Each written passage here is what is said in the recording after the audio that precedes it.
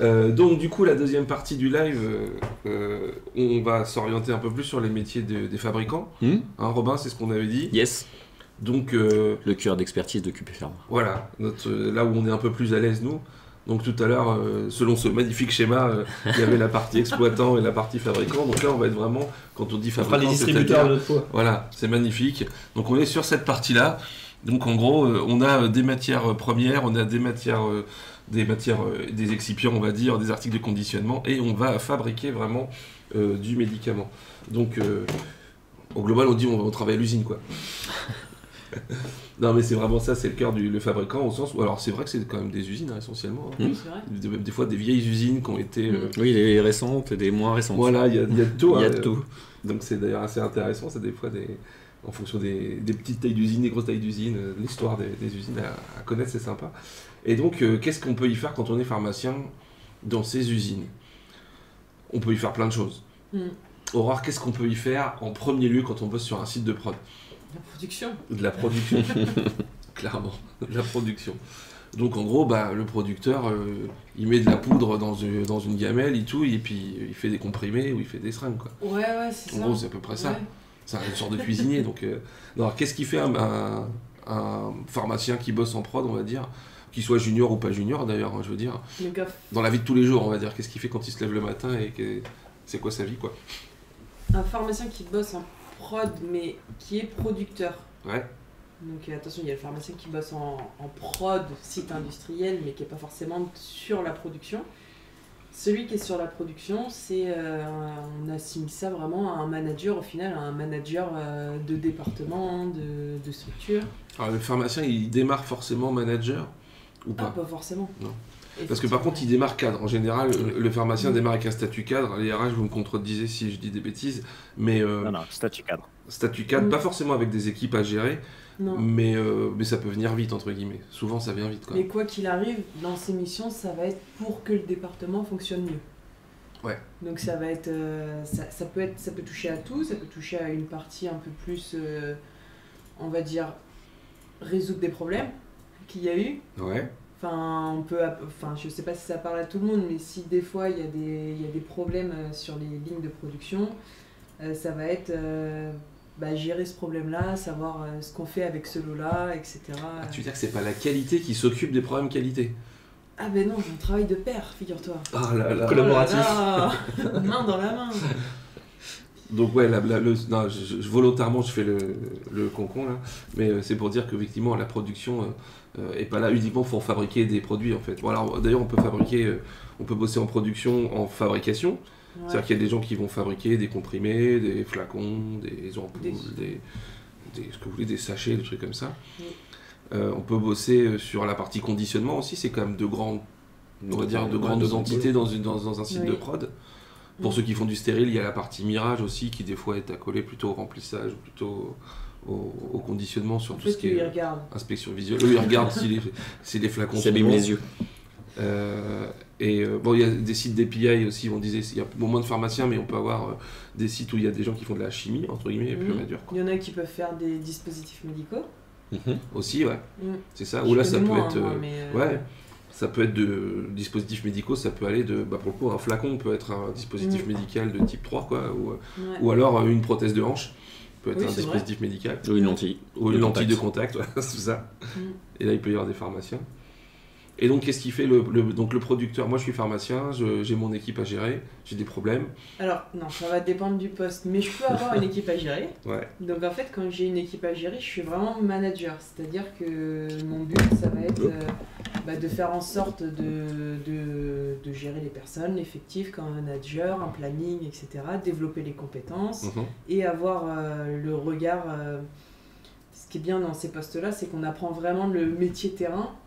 Et en fait, on va avoir le regard, dès qu'il y a une question posée, une anomalie, on a le regard quand même un peu pharmacien, même si c'est pas notre rôle sur le coup, mais au moins ça nous permet d'apprendre le terrain. C'est souvent, d'ailleurs, quand on est pharmacien, ça peut être un premier poste. Clairement, ça peut être un premier poste. Et c'est très bien de le faire, d'ailleurs. Ouais, je pense Après, en production, il y a deux postes d'entrée, en fait, chez nous, assez classiques. C'est soit un G qui va faire de l'amélioration continue ou résoudre des problèmes, comme tu disais, les déviations qualité ou des choses comme ça, soit responsable d'équipe Et là, on va encadrer l'équipe et on va s'assurer que la production tourne comme il faut sur notre temps de présence, en fait. Ouais, voilà. On va être responsable de la sécurité, de la formation, de la qualité de la production, faire bon du premier coup, des résultats de performance. Et on va être sur ces deux types de postes d'entrée. Il y avait une question qui disait comment on peut avoir une première expérience de manager, sachant qu'il faut des postes, une expérience. Sur les postes de responsable d'équipe, on prend assez facilement des pharmaciens qui sortent d'études et qui ont fait un bon stage ou une bonne alternance. Mhm. Ouais, c'est super formateur, hein. Je pense comme tu dis, c'est un des premiers postes, mais il faut savoir gérer des gens, même si c'est une petite équipe, on ne dit pas d'avoir une direction avec 150 personnes, il faut savoir piloter une perf, parce que quand on produit, on est censé être, si on nous a dit qu'il fallait fabriquer tant de boîtes, tant de comprimés, tant de seringues, je ne sais pas quoi, on est censé avoir ce pilotage de la perf. On a le pilotage de la qualité, puisque comme on disait tout à l'heure, la qualité, c'est la prod qui l'a fait, il y a beaucoup de services support de la prod, mais c'est quand même la prod qui fabrique, et donc c'est bon ou c'est pas bon. Voilà, donc ça peut être de la faute des autres, mais quand même c'est la prod qui le fait, donc après comme tu dis, tout le monde travaille ensemble pour que la prod se passe bien. Tu as la notion de développement des gens, l'aspect RH où il faut gérer les ressources humaines de les ton ressources, équipe. c'est les plannings qui partent, les vacances de trucs et important, machin. Parce qu'au final, si plus tard tu es pharmacien et que tu fais, allez, on parlait des affaires réglementaires, mais affaires réglementaires ou même autre chose, t'écris des procédures demain, bah tu sais, tu peux imaginer l'impact que ça va avoir sur les gens qui sont directement sur ligne, qui sont là tout le temps, quoi. En gros, j'ai écrit une procédure de 500 pages et je demande aux gens de l'appliquer. Si je suis pas sorti de mon bureau, je trouve ça normal, il faut l'appliquer. Et puis bon, si je suis sorti de mon bureau, tu sais vite que c'est pas trop réalisable. La page 3 déjà, les gens ils sont déjà en train de suer à grosses gouttes. Ouais. Voilà. Donc on va dire que c'est un poste ultra varié, on va dire, et qui est assez classique pour un pharmacien qui commence. C'est ça, c'est très formateur. Qui est très formateur et qui est pas indispensable, mais on l'avait classé, nous on avait fait une émission sur les meilleurs métiers pour débuter, on l'avait mis dans le top 1, c'était commencer par de la prod sur un site, pour ceux qui veulent bosser sur un site de prod, ça reste quand même, pas forcément pendant 20 ans, mais ça reste après il y a l'autre partie qui était justement gérer les problèmes, donc il y a gérer les problèmes, après ça va dépendre des structures des usines, mais il y a gérer les problèmes un peu plus qualité, donc d'être casquette prod, mais un peu gérer les problèmes qualité, et ça va permettre peut-être plus tard d'aller justement directement en qualité, mais en ayant vu ce qu'était la production aussi, quoi. Et t'as du coup ma casquette qui est plus de la gestion des anomalies, mais dans le but de faire de la performance derrière, pour que le problème ne... Éradiquer le problème. Voilà, exactement. La route cause. Et ça, c'est des postes d'entrée un peu chapeau, qui permettent déjà d'observer beaucoup ce qui se passe autour de nous, de travailler aussi avec le terrain, et c'est des bons postes d'entrée aussi. Ouais. Alors après, il y a les postes en qualité. Mettons que ça veut tout dire et rien dire. Je le dis parce que moi j'ai des étudiants à la fac, alors moi je veux bosser en qualité. Qualité quoi? Opérationnel, voilà. Système, contrôle. Contrôle, voilà. Donc il y a en qualité, si on reste pour les potes de la prod, en général la qualité opérationnelle sont ceux qui sont le plus proches de la production en service support. Moi je le prends comme le service le service direct, au sens où d'un côté les AQ-up en gros, alors on va les appeler AQ opérationnels, AQ produits, en gros c'est ceux qui vont avoir la responsabilité de libérer les lots qui sont faits par la production à un moment donné, et entre les deux de s'arranger pour que les dossiers de l'eau soient remplis correctement, corriger les dossiers de l'eau ou s'assurer que tout a été rempli dans les... Voilà. Approuver les déviations aussi, c'est-à-dire la prod a fait son investigation qualité et l'assurance qualité va l'approuver, va aussi approuver les procédures, se mettre... Voilà. Mais pour autant, c'est pas les flics de la prod, parce que des fois on me dit, il y a la prod d'un côté, la qualité de l'autre. Bah, ça se passe mal l'un sans l'autre, faut que ça se cause très très fort même. Non, c'est plus les garants auprès des autorités que ça se passe bien. Voilà, c'est leur mission à eux, c'est qu'ils sont dédiés à dire ok, ça se passe bien par rapport au BPF, quoi. Sinon, c'est pas des flics. Sinon, c'est de délivrer les médicaments. Hein. Les deux ont ce point commun là, et t'en as un, c'est je veux produire, mais je sais que si je veux délivrer les médicaments, il faut que je fasse de la qualité. Et la qualité, c'est je veux de la qualité, mais je sais aussi que la production a des aléas. Et du coup, les deux travaillent ensemble pour justement pouvoir délivrer ces médicaments, quoi. Parce qu'une prod qui se passe bien, en général, la prod est contente parce que la perf est bonne, et la qualité est contente parce que s'il n'y a pas eu d'arrêt, c'est souvent très bon signe. C'est que ça s'est bien passé. S'il y a un AQ-up qui dit que c'est louche, ça va pas. Donc du coup, ça c'est des métiers, on va dire, qui sont plutôt terrain. Donc si on parle des qualités qu'il faut avoir pour faire ce type de métier, il faut aimer mettre une charlotte et puis aller voir des boîtes ou aller faire... Il faut aimer parler aux gens. Discuter, voilà. enquêter. Il faut aimer parler aux gens, il faut aimer... Alors, il y a... Quand on sort des études, souvent, c'est un cliché, hein, désolé pour la qualité. Vas-y. On arrive en qualité opérationnelle, on arrive avec nos grands sabots, machin. Moi, je suis pharmacien, assurance qualité opérationnelle. Souvent, ça se passe pas très bien. Faut un peu d'humilité. C'est moi qui sais. Faut un peu d'humilité. Faut aussi comprendre que les gens sur ligne, souvent, en savent beaucoup plus que vous, et du coup, c'est beaucoup plus sur eux qu'il faut s'appuyer que sur vous. Clairement. Et du coup, attention, quand vous sortez des études, vous avez beau avoir fait un bac plus 6, il y a des gens qui ont 25 ans de métier et qui savent exactement quelle vis est placée à quel endroit et comment ce blister est fermé. Quoi. Ça, on parlait de soft skills tout à l'heure, je trouve que c'est aussi une des qualités qu'on doit avoir quand on bosse en prod ou en AQ, quand on sort de pharma, c'est d'arriver à adapter son discours et, comme tu dis, de parler aux gens. Et de savoir discuter avec quelqu'un de la maintenance qui va te parler de la vis, aussi bien que de parler d'un opérateur qui, ça fait 25 ans qu'il travaille sur un truc qui n'est pas très technique, mais il sait comment se passe sa machine, parler avec quelqu'un qui est plus dans les procédures et qui est moins terre. Enfin, il faut avoir un peu toutes ces casquettes-là. Et je pense que s'adapter, comme tu dis, être humble par rapport à ce qu'on sait, essayer de s'adapter au discours de chacun pour en tirer le meilleur, essayer de comprendre, ça reste un enjeu majeur. Quelqu'un qui a un melon et qui aime pas trop parler aux gens ou qui perd patience quand on lui dit pas les choses qu'il veut pas le bon métier. 3 secondes. Non, c'est pas le bon métier. Globalement, de toute façon, ça va être problématique pour tous les métiers. Oui, c'est vrai. Je trouve qu'en prod, c'est vrai que je suis d'accord avec toi. Alors, quelqu'un qui arrive, un pharmacien qui a le melon, qui déboule en prod ou en AQ en disant c'est moi qui sais, c'est moi qui décide à la fin, donc taisez-vous. Oh. C'est compliqué. C'est compliqué. Et du coup, alors, on dit qualité, il y a donc là on parle de la QOP. Ouais. En AQ, il y a aussi la partie AQ, alors tout ce qui est, moi j'appelle ça AQ système ou AQ compliance, etc. Un peu plus sur l'organisation globale, on va dire, du système qualité. Ouais. On peut appeler ça comme ça. Donc il y a... Alors c'est la partie que je connais moins. Donc, vas-y, moi je la connais bien. Je te laisse dans la sauce. Je la connais moins, je suis purement production, donc on va voir si je... Vas-y, ce que j'attends d'un AQ système, c'est qu'ils fournissent un système qui, pour les opérationnels, est adapté. Ouais. Et permettent d'avoir des améliorations par rapport à toutes les exigences, mais qui soient toujours adaptés au côté opérationnel. Ouais. C'est beau, hein, comme ça. Ouais. C'est ça. Et en fait, je pense que c'est une partie du boulot de l'AQ compliance, mais de l'autre côté, il doit être garant aussi que le système il est compliant justement aux bonnes pratiques, aux dossiers d'AMM, aux contrats qualité qu'on a avec des clients quand on est sous-traitant ou des choses comme ça. Les engagements auprès des autorités. Voilà, exactement. Est-ce que les CAPA de la dernière inspection NSM, ils se déroulent bien et donc l'AQ système, donc il y a un peu moins de terrain en théorie. Même là, c'est du travail de fond plus. Voilà, c'est plutôt du travail de fond que du travail de routine de tous les jours où les AQOP et les producteurs, ils sont en train de résoudre le problème du jour. Les AQ systèmes, on sera en train de mettre en place des systèmes ou de corriger des systèmes pour le long terme, on va dire, quoi. Ça peut même sur certains sites aller jusqu'à la formation, hein. Gestion de formation. Oui, bien sûr. Formation BPF, Data Integrity. Et donc c'est ça. Alors quand on dit des systèmes, on parle des systèmes qualité, c'est-à-dire que l'AQ compliance ou système en général, ils sont... Alors, où ils ont en charge tous les systèmes, c'est-à-dire les systèmes de déviation, de CAPA, etc. Ou alors ils ont surtout en charge la partie relation avec les clients, les audits ou la NSM, tout ce qui est gestion des CAPA. Souvent la partie inspection, auto-inspection aussi. Ils ont le planning des auto-inspections, des... L'assurance qualité fournisseur, ça peut être une grosse partie. Aussi, ouais. Est-ce qu'on peut dire, je sais pas moi, que l'AQ Hop est vachement avec la production et l'AQ système vachement quand même avec le réglementaire sur site de prod, pas forcément. Oui, puis tout ce qui est autour, tout ce qui gravite autour, quoi. Qui nécessite de la qualité, mais tourné vers l'extérieur, comme les sous-traitants, les fournisseurs, les inspections, les audits.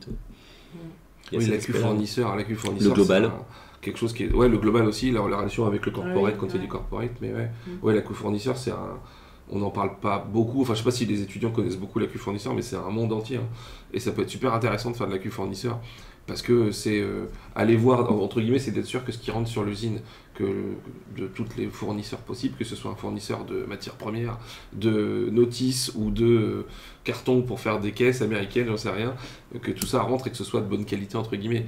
Mais on n'attendra pas autant entre guillemets, d'exigences qualité proche des BPF de quelqu'un qui fabrique du carton que de celui qui fabrique une matière active.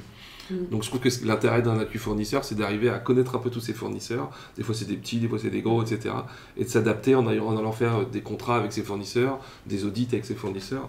Et c'est ultra enrichissant, je pense, de faire un AQ fournisseur. C'est pas juste rédiger des contrats et puis s'amuser. Ah non, c'est la sortie terrain est beaucoup plus intéressante. Et je pense que c'est un gros développement enrichissant. parce que la partie fournisseur, je pense que dans n'importe quel métier, que ce soit assurance qualité ou production niveau performance ou etc., il y a beaucoup de personnes qui attendent énormément de l'AQ fournisseur.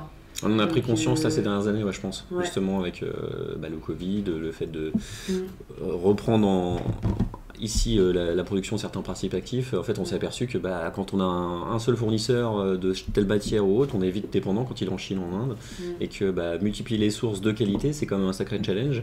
Et donc, on a besoin d'assurance qualité fournisseur. C'est pas uniquement parce que ça tournait souvent sur les achats. Ouais. Ces négociations-là, l'AQ n'était pas forcément incorporée, donc on s'aperçoit qu'il y a une vraie plus-value à incorporer l'AQ dès le début pour valider des sources différentes de fournisseurs pour le même principe actif, la même matière première. Et même de la prod, je dirais. Ouais, aussi. Ah bah oui, Ouais, clairement. Il y a Sapsias qui est sur le Discord, qui est un de nos Bonsoir. fidèles et qui voudrait nous poser des questions. Salut Sapsias, comment tu vas?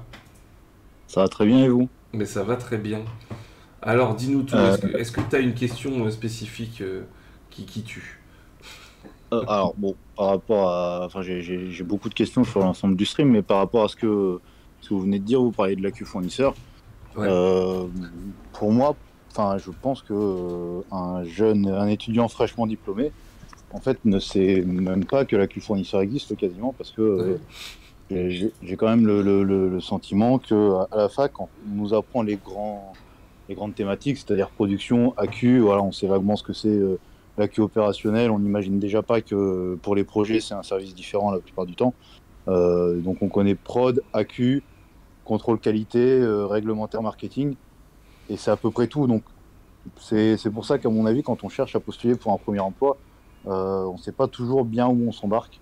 Et bon, là, les fiches de poste sont importantes, mais même à ce niveau-là, à la lecture des missions, c'est pas toujours très clair. Donc voilà, je pense que quand on est un nouvel arrivant sur le marché de l'emploi pharmaceutique, c'est très compliqué d'avoir une idée précise de ce à quoi on postule parfois.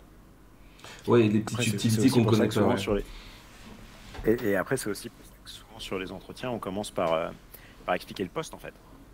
On commence par expliquer quel est le contenu du poste et donner un peu d'informations. Et puis après, selon le profil aussi qu'on a et les postes qui sont disponibles, on va aussi réorienter potentiellement des fois en disant est-ce que vous pourriez être aussi intéressé par ça, par cette activité-là ou pas en fait. Après, AQ fournisseur, ça demande aussi un peu d'expérience. C'est quelque chose qui est pas si facile et sur lequel on va pas forcément confier directement à quelqu'un qui sort d'études. Ça demande un peu d'expérience de la production ou de la qualité, mais de connaître un peu les process et tout ça. Il y a une partie audit qui n'est pas négligeable. Et ouais, le comportement en audit et tout ça, c'est encore une autre histoire. Sortir de la fac et aller commencer à faire un audit fournisseur, c'est un peu raide. Et du coup, une question qui revient sur le thème des stages et pourquoi pas de l'alternance. Est-ce que vous pensez que c'est une bonne idée pour un stagiaire, pour une mission par exemple de 6 mois, de demander, en dehors de la mission pour laquelle il a été recruté, de passer par exemple 2 semaines ou 3 semaines de découverte entre guillemets dans un autre service? Oui, ça se fait de demander ça. Peut-être pas tout de suite dès le premier jour, mais, mais au bout de quelques semaines ou 2-3 mois, ouais, je pense que ça peut se faire. Enfin, en tout cas, moi en tant que manager, je le proposais et j'ai jamais été contre. Au contraire, je pense que les stagiaires ils sont là pour découvrir le maximum de choses, quoi. Je sais pas ce qu'en pensent les RH, mais... Si, je suis d'accord. Et ça montre aussi un intérêt de découverte et un intérêt d'apprendre qui est intéressant. Après 2 ou 3 semaines, je sais pas, mais nous on a déjà organisé quelques jours ou une semaine assez facilement dans un ou l'autre département pour aussi affiner, parce que le but d'un stage c'est aussi d'affiner son choix de parcours professionnel. Donc c'est normal d'avoir cette volonté de découvrir. Oui, je dirais peut-être le balancez pas direct en entretien. En effet, dites pas est-ce que si j'ai le poste, je pourrais aller voir d'autres équipes. Ça montre un côté un peu trop intéressé en entretien ou pas assez intéressé pour la mission proposée en l'occurrence. Et l'autre conseil, n'oubliez pas que votre manager est votre meilleur ambassadeur. C'est votre relation avec votre manager qui va vous faire vous développer et c'est grâce à lui que vous allez pouvoir avoir ces 2 semaines de vie ma vie ailleurs Donc n'hésitez pas à créer une relation avec lui et à demander des évolutions, enfin à demander d'apprendre d'autres choses. Il sera ravi, il pourra pas dire non. Et encore une fois, tout est donnant-donnant en fait. Forcément, quand on a quelqu'un de motivé, on va forcément faire les efforts nécessaires pour lui apporter du développement aussi. Je pense que effectivement, c'est peut-être ça a déjà été évoqué, notamment au niveau du comportement et de la curiosité, mais je pense que quand on est stagiaire, il faut absolument pas hésiter à poser des questions, même quand c'est hors de notre scope. Déjà, à titre personnel, ça permet c'est comme ça qu'on apprend. Hein. C'est pas à la faculté qu'on apprend ce que c'est que le métier de l'industrie pharmaceutique. Et en plus de ça, au-delà du côté personnel, ça permet de démontrer un intérêt qui, a priori, est quand même une qualité importante pour vous, les RH. Ah oui, la curiosité, ça fait partie des qualités importantes. Ouais.